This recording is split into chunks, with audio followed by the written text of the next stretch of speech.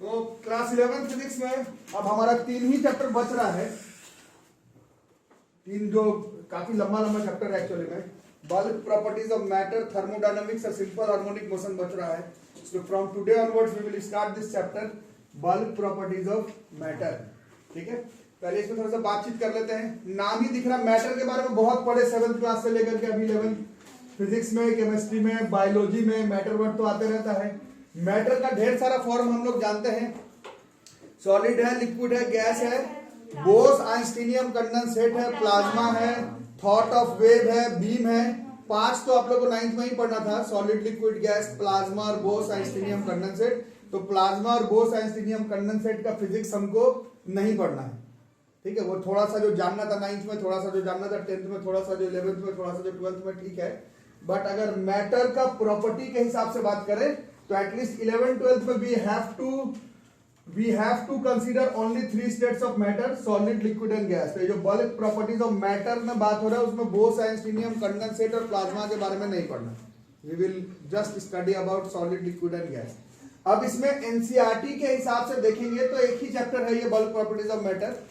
But ऐसे side book के हिसाब से देखोगे, चाहे जेईई मेंस, जेईई एडवांस और नीट के हिसाब से देखोगे तो अलग रखा गया है। सॉलिड का property formula, numerical, graph, previous year अलग है, लिक्विड का अलग है और गैस का अलग है। तो जो बच्चे स्पेसिफिक तैयारी कर रहे हैं उनको अलग से ही करना पड़ेगा, सॉलिड का क्वेश्चन अलग रखना पड़ेगा, लिक्विड का अलग, गैस का अलग। बट चैप्टर के हिसाब से बात करूं, एनसीईआरटी के हिसाब से बात करूं तो ये एक ही चैप्टर है। इसी में सॉलिड का भी कुछ प्रॉपर्टी, लिक्विड का भी कुछ प्रॉपर्टी और गैस के भी कुछ प्रॉपर्टीज के बारे में बातचीत करेंगे। ठीक है, इसके अंतर्गत 7 अलग अलग प्रॉपर्टीज के बारे में पढ़ना। अगर तीनों का जोड़े तो सॉलिड, लिक्विड, गैस तीनों का जोड़े तो 7 अलग अलग प्रॉपर्टी पढ़ना है।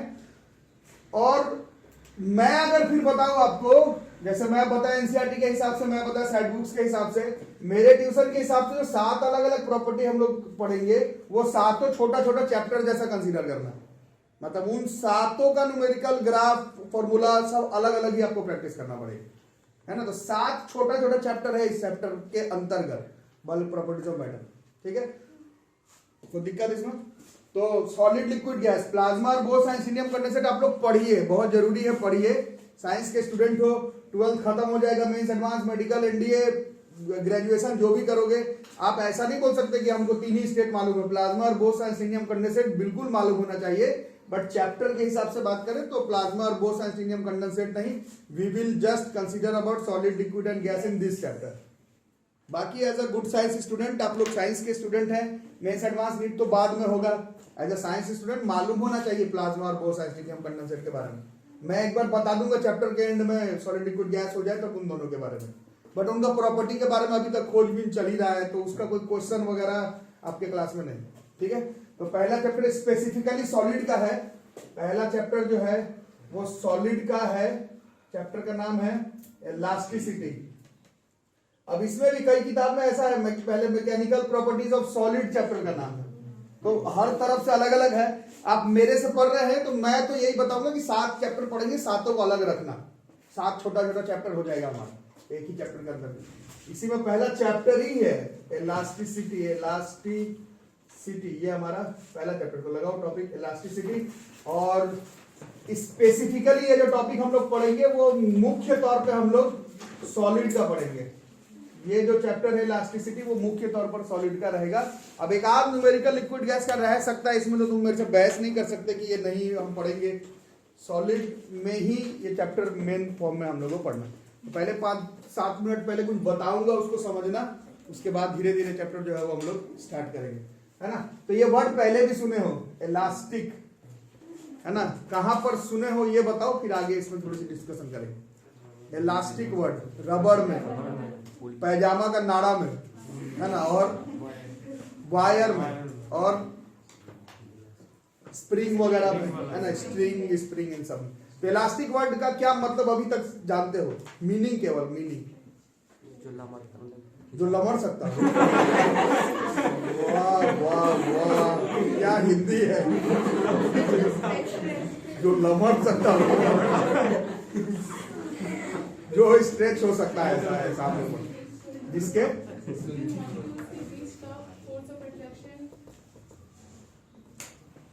ये मॉलिक्यूल तो इस चैप्टर में पढ़ेंगे। मैं ऐसे ही बोल रहा हूँ, ये वर्ड अभी तक कहाँ पर सुने होते। इलास्टिक मतलब खिंचाने वाले से हमें मालूम है। अभी तक जो बातचीत करें तो इलास्टिक वर्ड जो है वो जो लमड़ सकता है उसी को बोलेंगे, जो खिंचा सकता है उसको। ठीक है, कोई नहीं। तो ये तो हो गई जो आप लोग जानते हैं अभी तक जो सुन के। चैप्टर के हिसाब से बात करेंगे तो थोड़ा सा पहले सुनना, उसके बाद नोटिस करना। तो पहले तो ये वर्ड ही इस चैप्टर के हिसाब से मिसनोमर है ना। आप लोग इलास्टिक मतलब मानते हैं खिंचा जाना। फिजिक्स के, केमिस्ट्री के, बायोलॉजी के, साइंस के हिसाब से अगर बात करूं, साइंस के हिसाब से इलास्टिसिटी एक प्रॉपर्टी है मैटर का। चैप्टर का नाम ही है बल्क प्रॉपर्टी ऑफ मैटर। अच्छा, एक चीज मैं हल्का से बताना भूल गया, मैटर का कौन कौन सा प्रॉपर्टी अभी तक ऑलरेडी तुम जानते हो, ये नहीं बताया पहले। कुछ प्रॉपर्टीज 10th में आते आते कुछ प्रॉपर्टीज आप पढ़ करके भी आए हैं मैटर का। मेलेबिलिटी, डक्टिलिटी, ये मेटल का प्रॉपर्टी। ब्रिटल ये नॉन मेटल का है। और सोनरस सिर्फ तो मेटल का ही बता, कुछ खास प्रॉपर्टी बताइए। खास प्रॉपर्टी 10th में खत्म होने तक सीखे हम लोग। कुछ प्रॉपर्टीज ऑफ मैटर पढ़े हो 8th में, 9th में, 10th में, फिजिक्स में, केमिस्ट्री में, बायोलॉजी में। कुछ मैटर का प्रॉपर्टी, इंटरमोलिकुलर फोर्स, डेंसिटी है, यही वर्ड मैं सुनना चाहता। डेंसिटी वर्ड ये बार बार आता है साइंस में, हर चैप्टर में घुस जाता है। तो एक्चुअली में अगर फिजिक्स के हिसाब से बात करें तो एक ही प्रॉपर्टी है अभी तक जो कि आप पढ़ कर आए। अभी कुछ लोग मेलेबिलिटी, डक्टिलिटी भी बता रहे हैं, but physics is about physical quantities. Malleability, ductility का कोई फॉर्मूला पढ़े हो क्या इसका? कुछ नहीं पढ़ा ना। एक ही है डेंसिटी, यही एक प्रॉपर्टी है जो सबका होता है, सॉलिड का, लिक्विड का, गैस का, मेरा, तुम्हारा, हवा का। और इसका फॉर्मूला भी हमें मालूम है ना। मतलब आपको ये जो 7 चैप्टर में बोला ये टूटा हुआ है, उसमें एक डेंसिटी खुद भी आएगा, तो वो हम लोग को लगेगा कि ये पहले से पढ़ा हुआ है इसका क्वेश्चन वगैरह। तो प्रॉपर्टीज को थोड़ा सा मिलाओ। डेंसिटी खुद का एक प्रॉपर्टी, आपके दिमाग में जा रहा होगा कि इस चैप्टर में जबरदस्ती इलास्टिसिटी क्यों पढ़ रहे हैं। पहला प्रॉपर्टी तो हमें डेंसिटी मालूम है, तो ठीक है, पहला डेंसिटी ही है। डेंसिटी के बारे में भी पढ़ेंगे हम लोग इस चैप्टर, ठीक है। बाकी इलास्टिसिटी के बारे में बात कर रहे थे। तो इलास्टिसिटी मतलब जो खींच सकता हो, अभी तक हमें ये मालूम था। एक्चुअली में फिजिक्स में, केमिस्ट्री में, बायोलॉजी में, साइंस के हिसाब से इलास्टिसिटी एक प्रॉपर्टी है मैटर का। मुख्य तौर पर सॉलिड का है, ये लिक्विड गैस में उतना दिखता नहीं है। ये खिंचाने का प्रॉपर्टी नहीं है। बातचीत हम लोग करते हैं खिंचाने के प्रॉपर्टी को, बट एक्चुअली में इलास्टिसिटी का मतलब होता है कोई एक ऑब्जेक्ट लिए उसको खींचे, खींचते समय उसको तुमको क्या लगाना पड़ा? फिर उसको रिलीज किए, फोर्स लगाए, उसका शेप क्या हो गया? उसका शेप डीफॉर्म कर गया। मतलब अच्छा थोड़ा बातचीत करते हैं। फोर्स हम लोग 9th क्लास से पढ़ रहे हैं। फोर्स बहुत कुछ कर सकता है, पुश और पुल है, बॉडी का shape, size, position, configuration, motion, velocity, direction सब चेंज कर सकता है। डिफॉर्म भी तो कर सकता है, जो शेप चेंज करने की बात हो रही है ना। तो एक कोई भी ऑब्जेक्ट लो, उसको तुमने एक ऐसा फोर्स लगाया जिसके वजह से उसका शेप डिफॉर्म हो गया। अब मास, एक्सेलरेशन, उन सब के बारे में छोड़ो, इस चैप्टर में उसके बारे में बातचीत नहीं है। तुम्हारे फोर्स लगाने की वजह से उस ऑब्जेक्ट का शेप क्या हो गया? डिफॉर्म। अब तुमने जो फोर्स लगाया था उसको रिलीज कर दो, अब क्या होगा? अपने शेप में वो जो स्ट्रक्चर है, वो ऑब्जेक्ट है, वो क्या करेगा? वो अपने शेप में वापस आने का कोशिश जरूर करेगा। इस प्रॉपर्टी को इलास्टिसिटी कहते हैं। यही अंतर है। जैसे 8th में, 9th में, 10th में, 11th में इंग्लिश में हम लोगों को मालूम है इलास्टिक मतलब खिंचाना। फिजिक्स में इलास्टिक का मतलब एक्चुअली में खिंचाना नहीं है।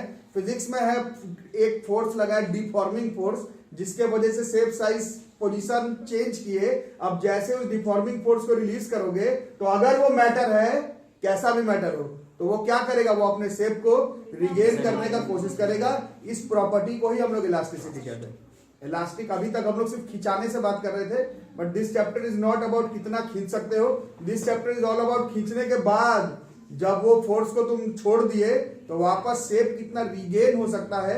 That is the chapters name, property of matter है चैप्टर का नाम। इलास्टिसिटी मैटर में मुख्य तौर पर सॉलिड में दिखने वाला प्रॉपर्टी है। लिक्विड गैस में ये नहीं दिखता है। लिक्विड गैस में जनरली आपको नहीं नजर आएगा, सॉलिड का ही है ये है। इसमें जब हम लोग डिफॉर्मिंग फोर्स को रिलीज करते हैं तो सॉलिड जो है अपना शेप वापस रिगेन करने का कोशिश करता है। इसी को ही हम लोग इलास्टिसिटी कहते हैं। समझ में आई बात? पहला चीज ये सब अभी लिखना भी, इसने पहले समझ लेंगे। फर्स्ट थिंग ये हो गया।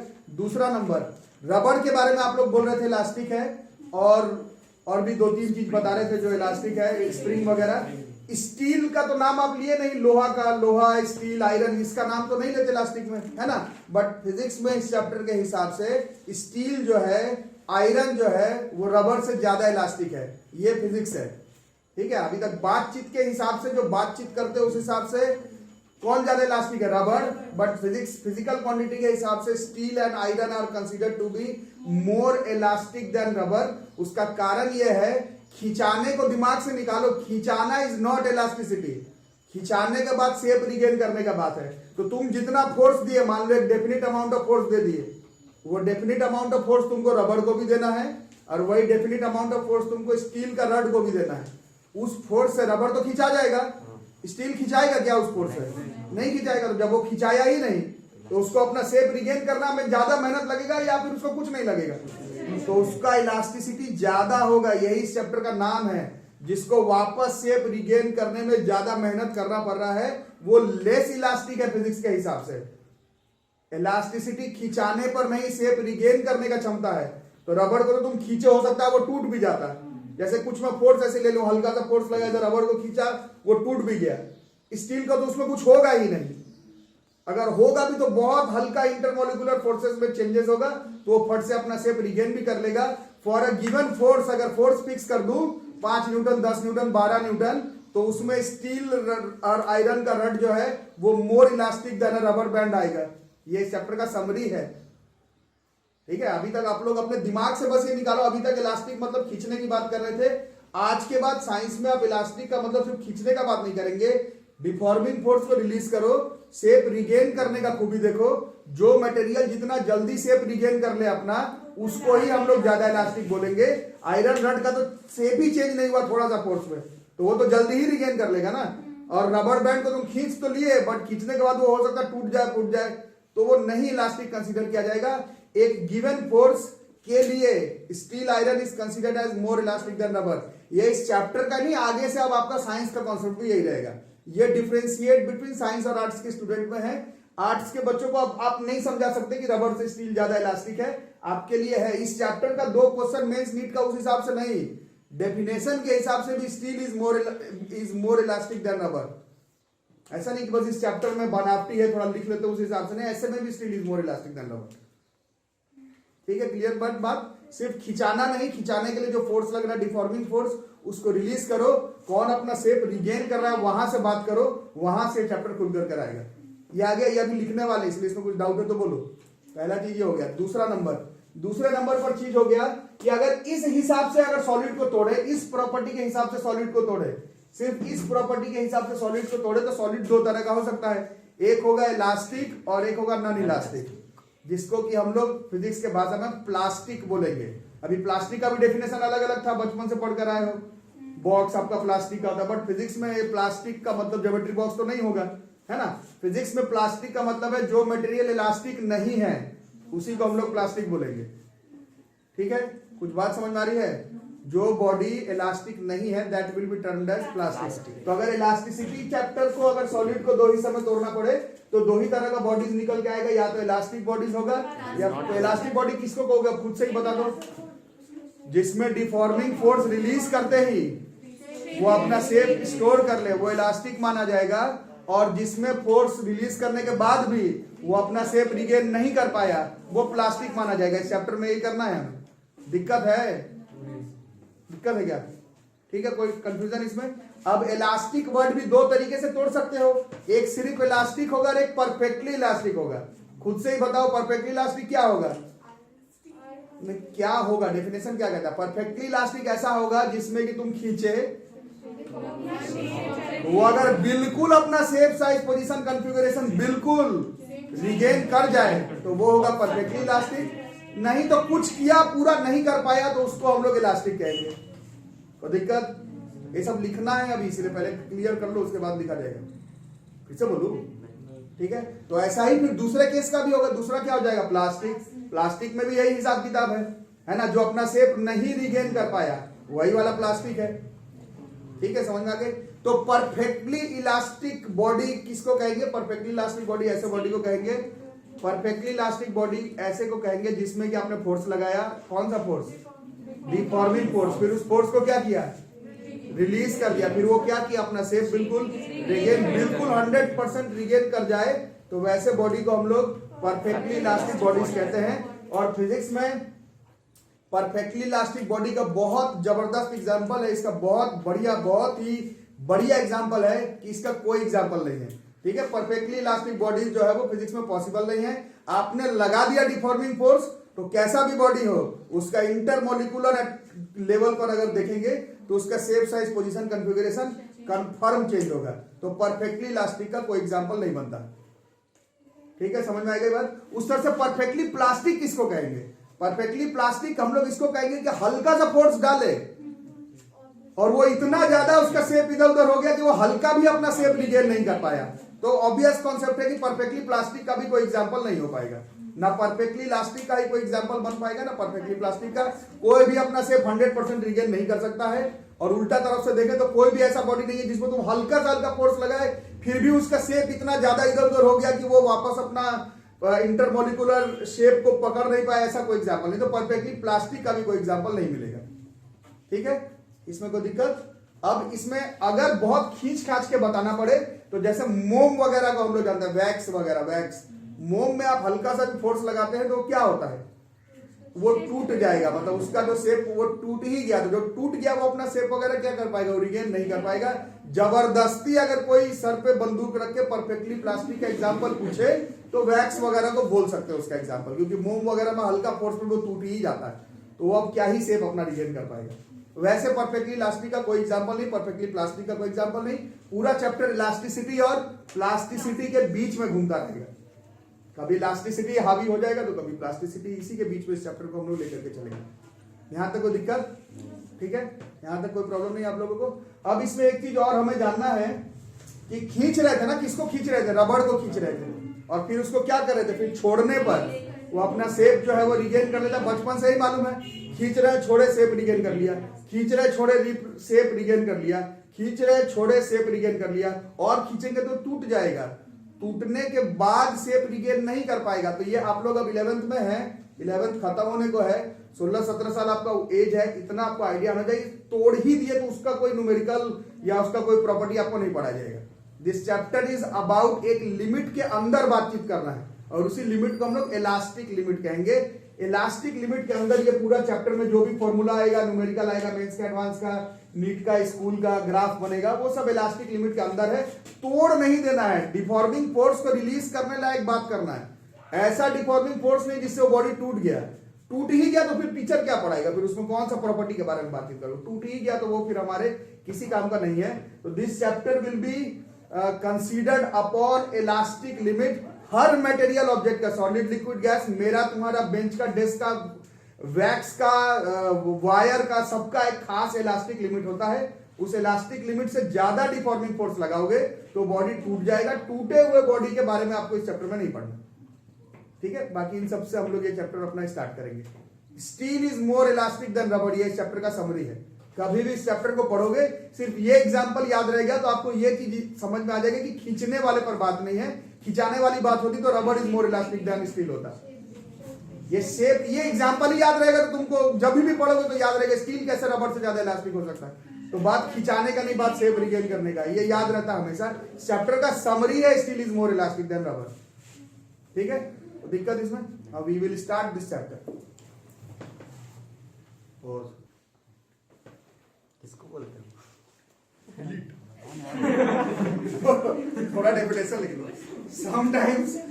sometimes a force acting on a body, बात है नहीं। sometimes a force acting on a body instead of producing a change in its state of motion, state of motion में change वाला बहुत सारा चैप्टर पढ़ लिए, इस चैप्टर में state of motion नहीं, produces a change in the shape of the body के बारे में पढ़ा जाए। such a force is called deforming force. This chapter is about deforming force, जो बॉडी का shape, size, position, configuration change कर दे। इस चैप्टर में डिफॉर्मिंग फोर्सेस के बारे में पढ़ना। फोर्स लगाए बॉडी का, वेलोसिटी, एक्सेलरेशन, मोमेंटम, वो सब नहीं है इस चैप्टर में। तो इस हिसाब से अगर तोड़ा जाए तो बॉडी मटेरियल ऑब्जेक्ट को दो हिस्से में तोड़ सकते हैं। Elastic body, elastic body, elastic body, a body that returns to its original shape and size on the removal of the deforming force. जो डिफॉर्मिंग फोर्स लगाए, लेकिन यहां पर ये वर्ड को अंडरलाइन करने ना, अलग अलग पेन वगैरह लाया करो फिजिक्स के क्लास में। When deformed under elastic limit, तोड़ नहीं देना है डिफॉर्मिंग फोर्स लगा लगा के बॉडी को, तोड़ना नहीं है। तोड़ने से पहले का अगर बात किया जाए तो अगर कोई ऐसा बॉडी है जो कि तोड़ने से पहले उस पर कितना भी फोर्स लगा दो और उसको जब डिफॉर्मिंग फोर्स को रिलीज करो तो वो बिल्कुल अपना ओरिजिनल शेप एंड साइज को गेन कर जाए, इस प्रॉपर्टी को हम लोग इलास्टिसिटी कहते हैं। और जो 100% एक्यूरेसी के साथ कर ले उसको हम लोग परफेक्टली इलास्टिक बॉडी कहते हैं। कॉमन सेंस कहता है कि फोर्स बहुत ज्यादा लगा दो और फिर शेप छोड़ दो, बिल्कुल अपना शेप साइज 100% एक्यूरेसी से रिगेन कर ले, ऐसा पॉसिबल नहीं हो पाएगा। परफेक्टली इलास्टिक बॉडी का कोई एग्जांपल नहीं हो पाएगा, बट इलास्टिक हर कोई है ना। यहीं पर तो मजा है कि हम लोग आज तक सिर्फ रबड़ का और पैजामा का नाड़ा का बात इलास्टिक वर्ड के लिए इस्तेमाल किए, but still, wire, metal, would, plastic, हम आप वी ऑल आर इलास्टिक, ठीक है ना। खैर, तो इस चैप्टर में खींचने से मतलब नहीं है ज्यादा, खींचने के बाद डिफॉर्मिंग फोर्स को रिलीज करो तो कौन कितना ज्यादा अपना शेप रिगेन कर सकता है उसके ऊपर बातचीत किया जा रहा है। तो ऐसे बॉडी को हम लोग इलास्टिक कहेंगे, और जो ना कर पाए उसको हम लोग प्लास्टिक बॉडी कहेंगे। अब यहां पर वर्ड लिखा हुआ however small the magnitude of deforming force, मतलब एकदम कम से कम फोर्स लगा है, एकदम मिनिमम, तो भी वो अपना शेप साइज रिगेन नहीं कर पा रहा है, उसको हम लोग परफेक्टली प्लास्टिक बॉडी कहेंगे। ऐसा एग्जांपल भी होना पॉसिबल नहीं है। मतलब हर बॉडी ही, कॉमन सेंस क्या कहता है, चलो बताओ, 20 मिनट का वीडियो का लेक्चर यही कहता है कि कोई भी मटेरियल ऑब्जेक्ट हो उसमें तुम डिफॉर्मिंग फोर्स लगाओ, तोड़ो मत, इलास्टिक लिमिट के अंदर हो, तोड़ना नहीं है। फिर उसको अगर तुम छोड़ते हो तो वो अपना शेप रिगेन करने का ट्राई करेगा। जो शेप रिगेन कर पाया वो अपने इलास्टिसिटी वाले बिहेवियर से है, और जितना शेप वो नहीं रिगेन कर पाया वो अपने, तो जो बॉडी है वो थोड़ा सा इलास्टिक भी होगा, थोड़ा सा प्लास्टिक भी होगा। बिल्कुल परफेक्टली इलास्टिक का कोई एग्जांपल नहीं है, बिल्कुल परफेक्टली प्लास्टिक का कोई एग्जांपल नहीं है। Chapter is between elastic limit, थोड़ा इलास्टिक थोड़ा प्लास्टिक। चैप्टर का नाम इलास्टिसिटी है तो हम लोग ज्यादा इलास्टिक पर ही बातचीत करेंगे। इस चैप्टर का फाइनल समरी है, अभी तक जितना लिखे हो उस सबका फाइनल समरी है। ये जब भी लिखोगे तो आपको याद आएगा, ये चैप्टर इस स्टेटमेंट से थ्रू आउट बना रहेगा, in physics steel is more elastic than rubber. इससे बात बना रहेगा इस चैप्टर का। इससे ये चीज जब तक याद रहेगा तब तक हम लोग इस चैप्टर में गड़बड़ाएंगे नहीं। इस चीज को दिमाग में रखेंगे तो चैप्टर हमारा बिल्कुल ऐसा नहीं कि हम गलत चीज पढ़ लेंगे। ये चीज जब तक याद रहेगा हम लोग चैप्टर में बिल्कुल सही रिदम पर जाएंगे, ठीक है। इसको नोट कर लो। तो अब इस चैप्टर को थोड़ा सा आगे बढ़ाते हैं, ठीक है। तो steel is more elastic than rubber, इसी चीज को आगे रखते हुए हम लोग इस चैप्टर को आगे लेकर चलते हैं। तो इस चैप्टर में सबसे पहले कॉन्सेप्ट आया हुक्स लॉ का। सबसे पहले ये चैप्टर स्टार्ट होगा हुक्स लॉ से। हुक्स लॉ लिखो topic, this is Hooke's law. ये बेसिक लॉ है, मतलब हर चैप्टर जैसे होता नहीं कि यहां से शुरू हुआ, तो इलास्टिसिटी चैप्टर जो है वो हुक्स लॉ से स्टार्ट हुआ।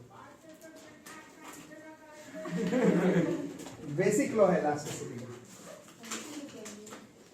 अंशु जा रही, जाओ बेटे।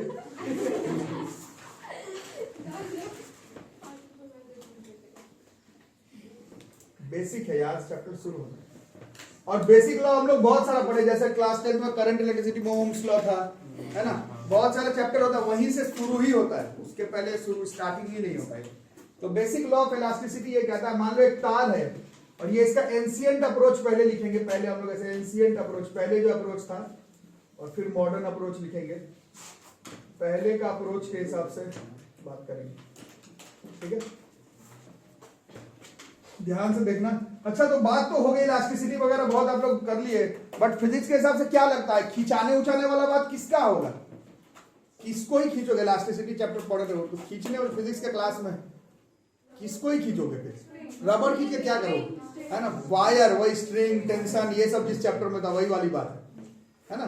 तार को खींचने का बात है। पूरा चैप्टर जो है वो बेस्ड है फिजिक्स के क्लास में, तार खिंचाएगा, tension in the wire, string, वही सब है, तो खिंचाने वाली बात हुई।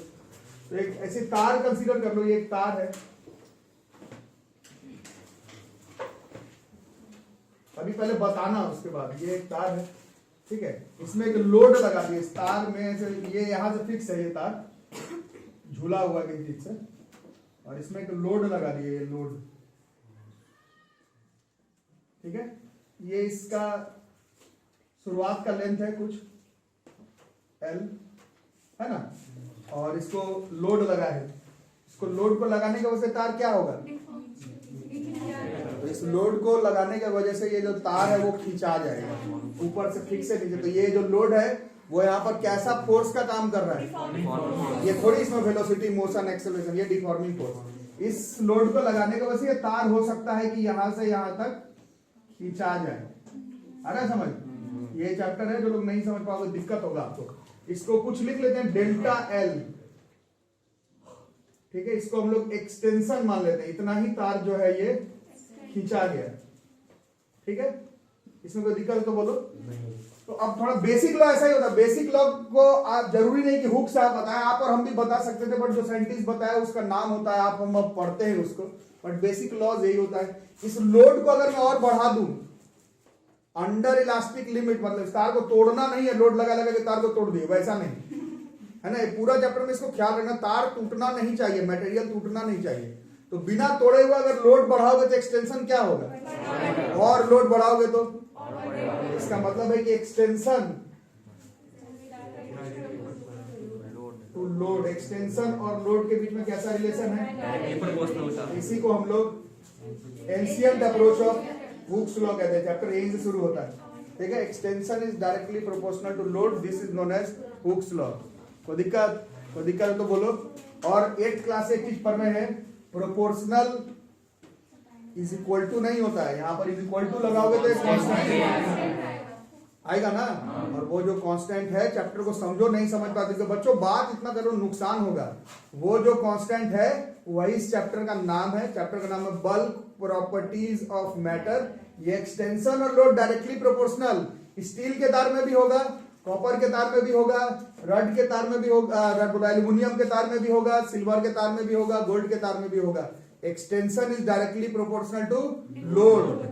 लेकिन जितना जितना एक्सटेंशन बढ़ाओ, जितना जितना लोड बढ़ाओगे एक्सटेंशन उतना ही उतना बढ़ेगा। पांचों अलग अलग तार में नहीं बढ़ेगा, क्यों? सबका मटेरियल अलग होने की वजह से उसका प्रॉपर्टी अलग अलग है। यही इस पूरे चैप्टर का समरी है, बल्क प्रॉपर्टीज ऑफ मैटर। ये अभी आप थोड़ी देर पहले पढ़े कि ये प्रॉपर्टी है, सॉलिड का है, हर कोई फॉलो करेगा, बट बराबर फॉलो नहीं करेगा, क्योंकि सबका प्रॉपर्टी जो होगा वो अलग अलग होगा। मैं सिर्फ इस पहले चैप्टर का बात नहीं कर रहा, ये पूरे चैप्टर में बल्क प्रॉपर्टीज ऑफ मैटर में ऐसे होगा, पहले खास प्रॉपर्टी बताया जाएगा और फिर वो प्रॉपर्टी तुम देखोगे कि हर मटेरियल का अलग अलग होता है। इसीलिए मैं डेंसिटी के बारे में भी बात कर रहा था। डेंसिटी हम लोग 8th 9th पे पढ़े हैं, बट हम लोग पढ़े सॉलिड का डेंसिटी अलग है, लिक्विड का अलग है, गैस का अलग है। सॉलिड में भी स्टील का अलग है, आइस का अलग है और कॉपर का अलग है। तो बात यही पर है, प्रॉपर्टी पहले पढ़ेंगे, फिर प्रॉपर्टी भी मटेरियल का अलग अलग होगा, जो कि इस चैप्टर का नाम होगा। तो उसके बारे में बाद में डिस्कस करेंगे। पहले हुक्स लॉ के बारे में देख ले। हुक्स लॉ कहता है एक तार को एक लोड लगा करके खींचते हो अंडर इलास्टिक लिमिट, तोड़ना नहीं है, तोड़ दोगे तो सब रूल काम नहीं करेगा। बिना तोड़े हुए अगर बात करो तो एक्सटेंशन और लोड जो होता है वो डायरेक्टली प्रोपोर्शनल होता है, इसी को ही हम लोग हुक्स लॉ कहते हैं, ठीक है। लिखो चलो, तो हुक्स लॉ को पढ़े। अब थोड़ा सा एक नया टॉपिक पढ़ेंगे हम लोग इसमें। मॉडर्न अप्रोच से पहले कुछ टॉपिक पढ़ेंगे, फिर इसका मॉडर्न अप्रोच की तरफ जाएंगे। तो इसी तार को देखेंगे, ये एक तार था, इसका लेंथ L था, इलास्टिक लिमिट के अंदर इस पर लोड लगाया तो ये तार थोड़ा सा खिंचा गया, ठीक है। अब इस चैप्टर के हिसाब से, जो चैप्टर अभी पिछले 1 घंटे से पढ़ रहे हो, 30 मिनट का वीडियो में एक बात सीखे आप लोग, जैसे ही इस डिफॉर्मिंग फोर्स को रिलीज करते, जैसे ही इस लोड को हटाते, तो ये क्या करता है, ये वायर अपना शेप रिगेन करने की कोशिश करता। अब यहां पर बात है, मान लो परफेक्टली इलास्टिक, यही पर बात होती है।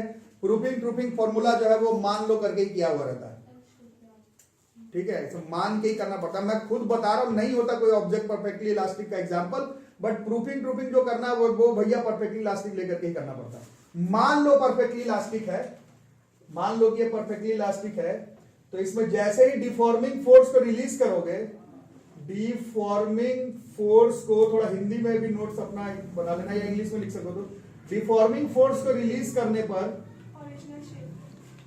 ये जो वायर है ये अपना शेप रिस्टोर करने का कोशिश करेगा, ये लिख सकते हैं वर्ड। ये जो मटेरियल है अपने शेप को रिस्टोर करेगा, अरे समझ।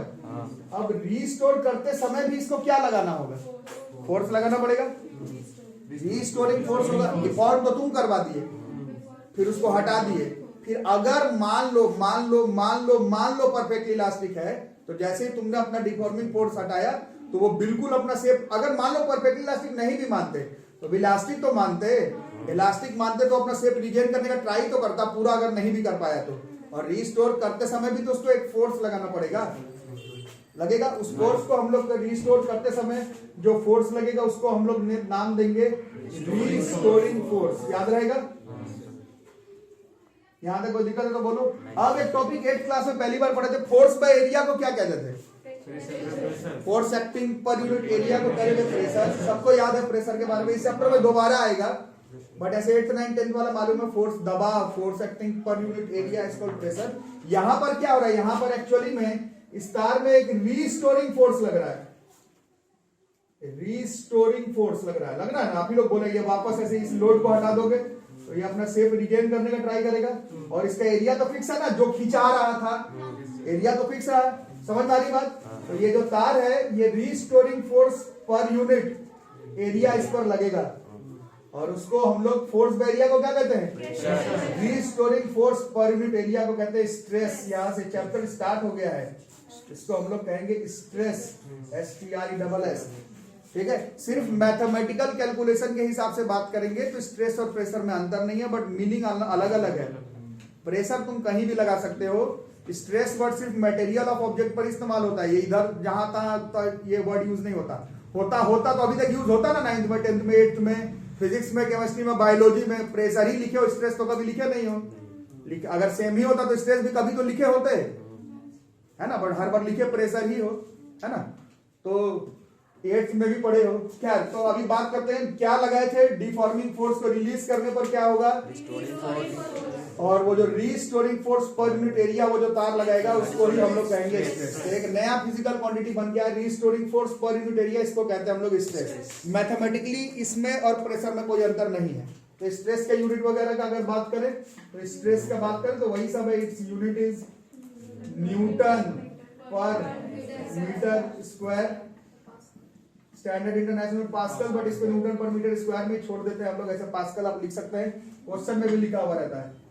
It's standard international unit is pascal. और बाकी एक स्केलर क्वांटिटी था 9th 10th में पढ़े थे, अभी फिर से पढ़ोगे। ये कैसा क्वांटिटी है बॉस? ये स्केलर क्वांटिटी है, और डायमेंशन भी निकाल सकते हैं। प्रेशर के बराबर है इसका डायमेंशन जाएगा। Dimension force by area, force का कितना है? ml, और एरिया का L स्क्वायर, तो ml -1 हुआ ना, ml -1, ये हो गया स्ट्रेस का डायमेंशन। ठीक है, तो स्ट्रेस इज रीस्टोरिंग फोर्स पर यूनिट एरिया। कोई दिक्कत? देखो तो ये वर्ड सब जगह पर यूज ही नहीं होगा। स्ट्रेस वर्ड जहां ठीक लग रहा है वहां पर इस्तेमाल नहीं होगा। रीस्टोरिंग फोर्स पर यूनिट एरिया को हम लोग कहेंगे स्ट्रेस। ठीक है, अच्छा अब अगर अभी थोड़ी देर पहले मैं बोला था कि अगर बिल्कुल परफेक्टली इलास्टिक मान लो, बिल्कुल परफेक्टली इलास्टिक मान लो, तो जितना डिफॉर्मिंग फोर्स होगा उतना ही रीस्टोरिंग फोर्स होगा। तो ये तुम न्यूमेरिकल जब बनाओगे उस समय देख लेना। अगर क्वेश्चन में रीस्टोरिंग फोर्स वर्ड नहीं मेंशन किया हुआ है और जबरदस्ती तुमसे स्ट्रेस ही पूछ रहा है तो तुम मान लेना डिफॉर्मिंग फोर्स के बराबर, आंसर गलत नहीं आएगा। ये समझ में आ रही बात? सिर्फ न्यूमेरिकल बनाते समय ज्यादातर क्वेश्चन में रीस्टोरिंग फोर्स और डिफॉर्मिंग फोर्स का मैग्नीट्यूड जो है सिर्फ न्यूमेरिकल बनाने के लिए ज्यादातर क्वेश्चन में सेम रहेगा, बट कॉन्सेप्ट अभी पढ़ रहे हैं, पढ़ते समय दोनों का मीनिंग अलग अलग है। ठीक है, ये याद रहेगा ना? ये चीज लिखो।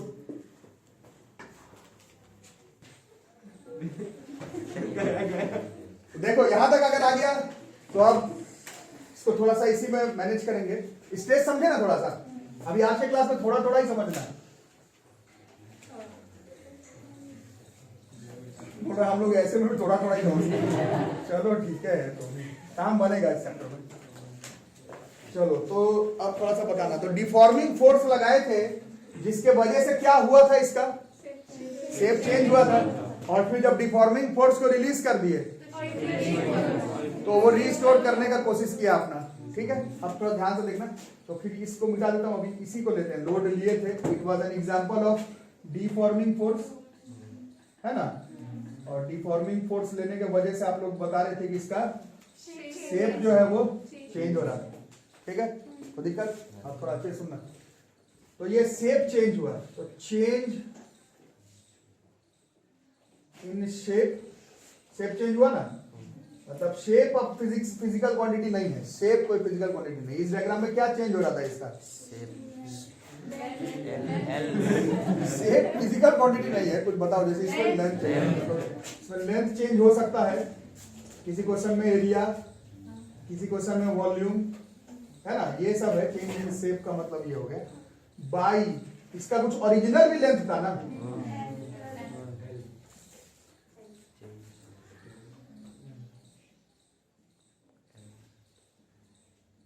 समझ में आ रहा है बच्चों? तो तुम्हारे डिफॉर्मिंग फोर्स लगाने के वजह से उस मटेरियल का शेप चेंज हुआ, बट वो कितना चेंज हुआ ये बताना पॉसिबल नहीं है। वो हम लोग कंपेयर करते हैं कि उसका ओरिजिनल कितना था।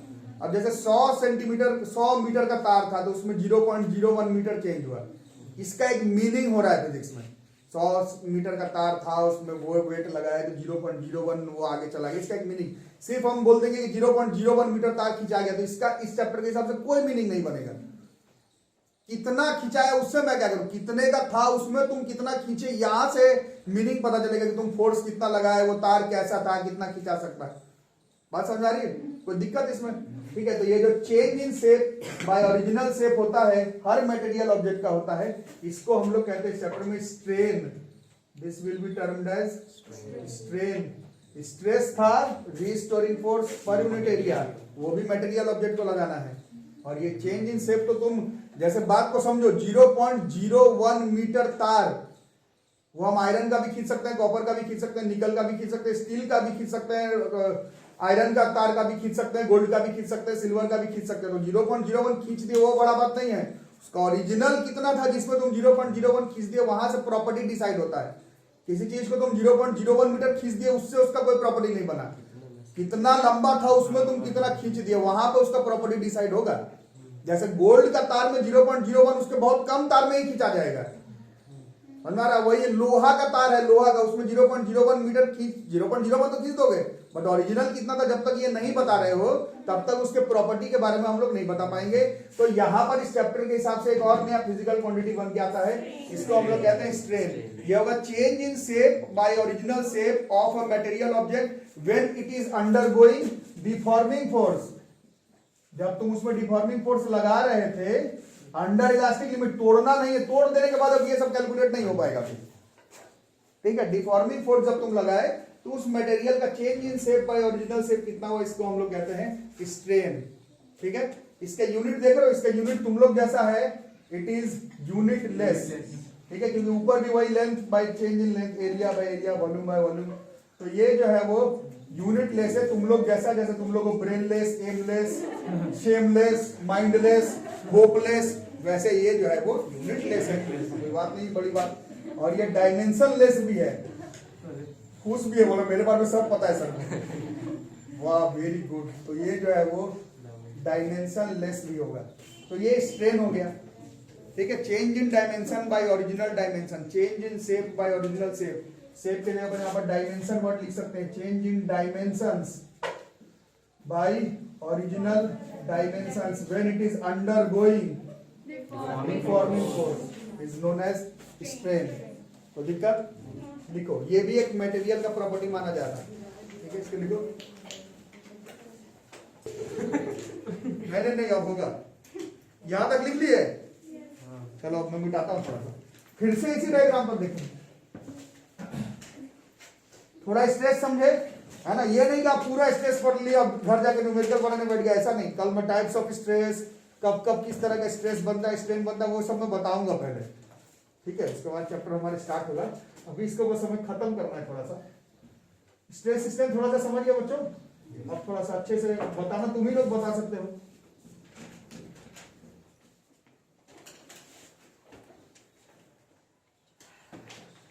तो डिफॉर्मिंग फोर्स लगा रहे थे तो स्ट्रेन का कॉन्सेप्ट है, और उसको हटा रहे हो तो फिर स्ट्रेस का कॉन्सेप्ट है ना। और अभी थोड़ी देर पहले हुक्स लॉ पढ़े थे, हुक्स लॉ कह रहा है एक्सटेंशन बढ़ाओगे ना, लोड बढ़ेगा तो एक्सटेंशन बड़ा बढ़ेगा। ठीक, तो इसको अभी एंशिएंट अप्रोच जो कहता है हुक्स लॉ का, हुक्स आपका ही बताया हुआ है, इसका एंशिएंट तो पढ़ लिया ना, अभी हम लोग इसका मॉडर्न अप्रोच पढ़ते हैं।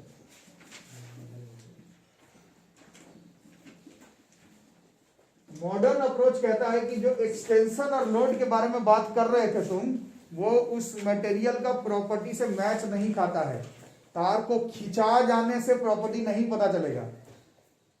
उसमें क्या था, extension is directly proportional to load. सिर्फ खिंचाने से आप तार का प्रॉपर्टी नहीं बता सकता। अभी आप फर्दर पहले पढ़े, खिंचाया बाई ओरिजिनल कितना था, ये जब तक गेम में नहीं ला रहे हो तब तक जो है वो जो लॉ आप अभी पढ़े थे एक्सटेंशन लोड, वो पूरी तरह से काम नहीं करता।